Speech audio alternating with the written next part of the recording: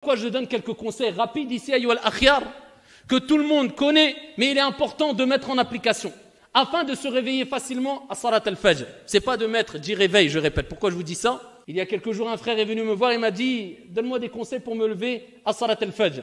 Bien sûr que moi-même, j'en ai besoin de ces conseils-là, on en a toutes et tous besoin. Je lui dis la première des choses parmi les causes. Tu mets le réveil déjà? Il me dit, mon frère, j'en mets 7 des réveils. Il me dit, j'en mets 7. Donc j'ai compris qu'en fait, il ne faut pas commencer par le réveil. Ça, c'est à la fin, tout à la fin. Donc il faut se dormir tôt. Ça, tout à la fin. La première des choses, c'est de prendre conscience quelle est la récompense de Salat al-Fajr, wallahu a'lam. Et de prendre conscience de la gravité d'être négligent, insouciant, inconscient des mérites de Salat al-Fajr. Ça, c'est la première des choses. Déjà, après, le reste, ça va tout seul. Exemple, toi, si on te dit, tu as un travail, mais tu dois te lever tous les matins, 5 heures du matin. Ah, ne te précipite pas. Tous les mois, tu touches 25 000 €. On n'a pas besoin de te dire, mets le réveil, pas mets le réveil. Toi, le mérite, la récompense, ça y est, elle a plié toutes les autres causes. T'inquiète, sans réveil, il va se réveiller à 5 heures du matin. Sans réveil, son corps va se régler en 2 jours. Lakin, pour Salatul Fajr, on a du mal parce qu'on joue que sur les causes matérielles. Mais c'est logique. Regarde les causes spirituelles, ce qui doit te motiver, t'apporter une conviction ferme que tu dois te lever à Salat al-Fajr, c'est un bien pour toi. À ce moment-là, c'est facile le reste. Vous avez compris? Donc, le réveil, l'histoire du réveil, c'est à la fin. Donc ici, la première des choses, c'est les mérites. Prendre conscience de la valeur et de ce que tu rates, ya Abdallah. Si tu rates Salatul Fajr, et la honte, qui est le fait de te réveiller, peut-être te dire les anges, ils ont dit à Allah, on a trouvé Foulan et Allan en train de dormir. Allah en a connaissance. Et ils ont attesté de cela. Et déjà ça nous permet de voir ici où est notre degré de foi. C'est pour ça Salatul Fajr, c'est quelque part une métaphore, le thermomètre de l'iman, de la foi.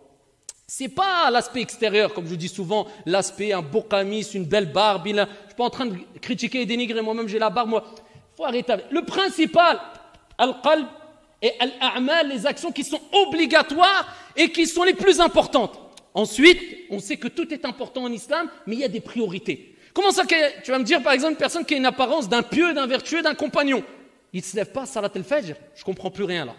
Ils sont où les priorités? Je ne comprends plus rien. Donc, le thermomètre de ta foi, Salatul Fajr. Ensuite, Salatul Isha. Ensuite, Al-Dhuhr, Wal-Asr, Wal-Maghrib.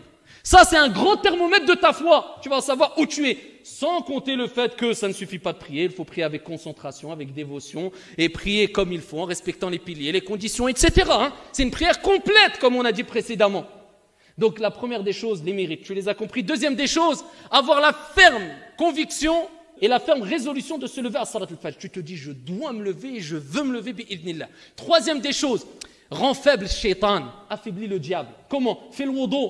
Qabla an-nawm, tawadda ya Abdallah. Protège-toi, c'est une protection. Fais le wudu. Essaye de dormir avec les ablutions, c'est le mieux.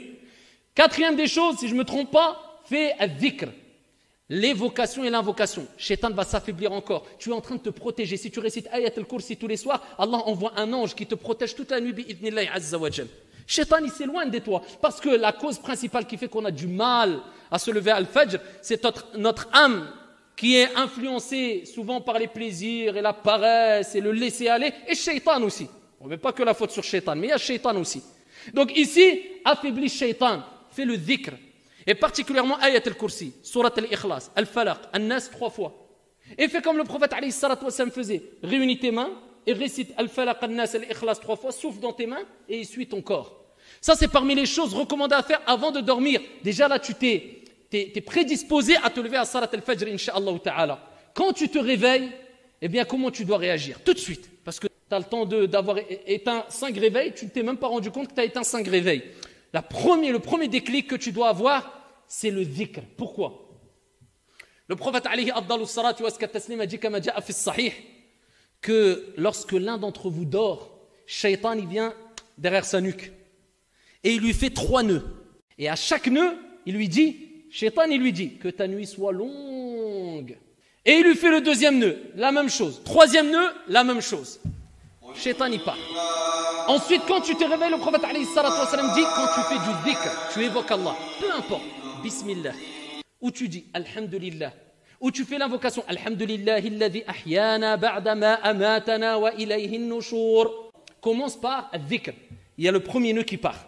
Il dit alayhi salatu wa salam, le premier nœud part, donc déjà tu es ici plus fort pour lutter contre Shaitan et cette pression venant du diable pour te laisser clouer dans le lit. Il dit tu fais le wudu, il y a un deuxième nœud qui part. Et il dit tu te lèves et tu fais salat, il y a un troisième nœud qui part. C'est pas fini.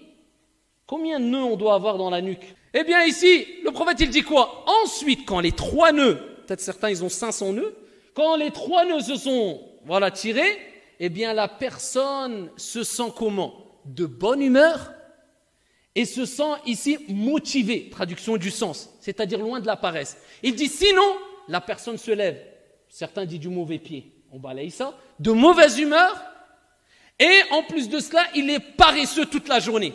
Toute la journée, il se plaint, il se sent faible, lourd. Tu lui dis salatul fajr, ya akhi, t'as fait salatul.